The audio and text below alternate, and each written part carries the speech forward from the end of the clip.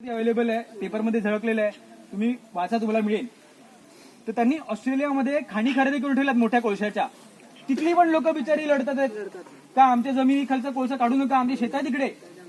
आणि तिथून जी आपल्याकडे जशी प्रवाळ आहे ना, त्याच्यापेक्षा फार मोठी प्रवाळ खडकाची रांग आहे. तिथे एवढी मोठी आहे का चंद्रावरती बसलेला जो ॲस्ट्रॉनॉट आहे ना, त्याला तिथून दिसते. जी 55 लाख वर्षांपासून होती ती, त्याला कोळसा तिकडून इकडे आणायचा ना, म्हणून तो फोडायच्या मागे लागलाय.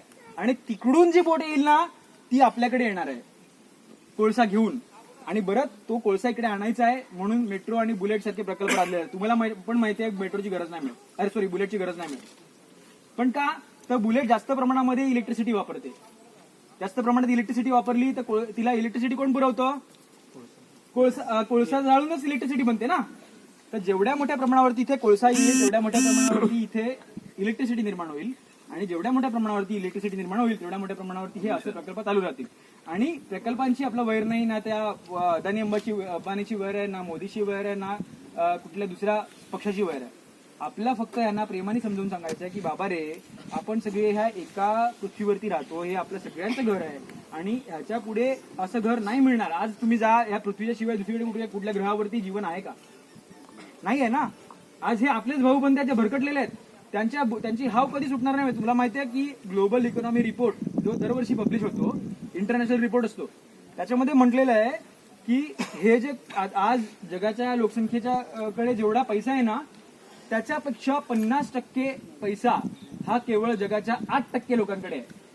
आणि तीच 8% जी लोक आहेत ना, त्यांच्या गरजा आहेत या मोठमोठी बंदरं, मोठमोठे रस्ते, त्यांच्या गरजांसाठी आपली झोळी फाटते.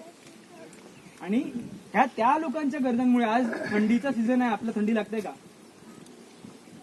या सगळ्या गोष्टी समजून घ्या. आता एवढ्या 30 वर्षामध्ये जर हे बदललं, मुंबईचं तापमान, मी जास्त परत तापमान वाढत त्या दिवशी यांना सांगितलं, पण तुम्हाला त्याच्याबद्दल मी काय सांगत नाही कारण ते लांबवेल. पण जर कधी असं अजून जाणून घ्यायची इच्छा असेल तर मला सांगा, मी येईन तुमच्या गावामध्ये, तुम्हाला सगळं सांगेन तापमान वाढ कशी आहे. थांबवलं त्यासाठी थांबवलं. तर कसं आहे की मुंबईचं जे तापमान आहे, एक 30 वर्षापूर्वी मी लहान होतो, मामाकडे जायचो आणि माझे मामा वगैरे पण मुंबईमध्ये राहायचे माहीमला आपल्या. तर तिकडे मे महिन्यामध्ये किती जायचं तापमान? फक्त 35 पर्यंत जायचं. आज तिथे मे महिन्यामध्ये किती जाते? 45 पर्यंत जाते. 30 वर्षामध्ये किती डिग्रीने वाढलं? 10 ते 15 डिग्रीने वाढलं. पुढचे 30 वर्ष म्हणजे किती वाढेल? परत 10 ते 15 डिग्री. म्हणजे किती जाईल? 45 आणि अधिक 15, 60. तुम्ही आम्ही जेवण तर राहतील का? आणि हेच सगळीकडे होत आहे.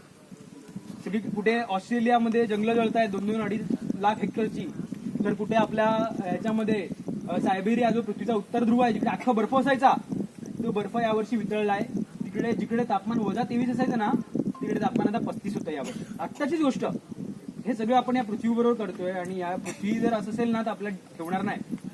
कारण निसर्गाचा नियम आहे की जो निसर्गाची जोड करून राहिला, त्याच्याबरोबर गेला, जिथपर्यंत आपल्या मच्छीमाराच्या कंपनीला लंगोटा होता ना, तिथपर्यंतच आपल्या नद्या खाड्या समृद्ध भरलेल्या होत्या. जिथपर्यंत शेतकऱ्याच्या डोक्याला पागोटा होता, तिथपर्यंतच शेतामध्ये सोनं उगवायचं. पण ज्या घडीला आपण हे मोठे, मी पण आज तेच करतोय, मोठ्या खड्ड्या घातल्या, शानोशौकी केली, गाड्या आणल्या, त्यानंतर सगळं एक कमी होत गेलं. हे आपल्या समोर डोळ्या देखत उघड आहे. आज मुंबई पण 7 बेटांची होती तेव्हा एकदम समृद्ध होती. आज मुंबईची काय अवस्था केली? हा खरोखर विकास आहे. आणि याच्यामध्ये आपण आपल्या लोकांना प्रेमाने समजावू की बाबा, हे तुला पण मारते, मला पण मारते, माझ्या पण पिढ्या संपणार, तुझ्या पण पिढ्या संपणार. पुढच्या पिढीला फक्त पैसा नाही, या सगळ्या गोष्टी पाहिजे. त्याच्यामुळे मी येतो. आणि त्याच्यामुळे आपण पण सगळ्यांनी यायला पाहिजे की जर पृथ्वीच जगणार नाही तर काय करणार आहेत पैसा. धन्यवाद.